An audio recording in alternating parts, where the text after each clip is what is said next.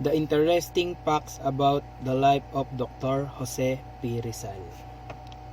Jose Rizal bachelor's degree started from year 1879 to 1882.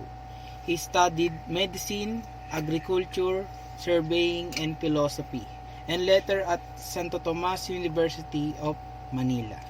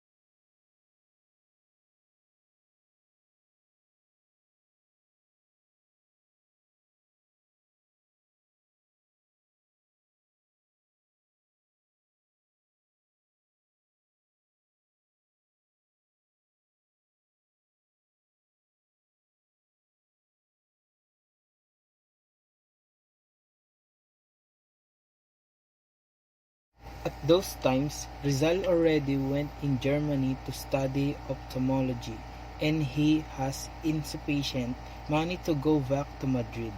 Instead, he mailed his thesis to the university and hoped for its acceptance in this manner.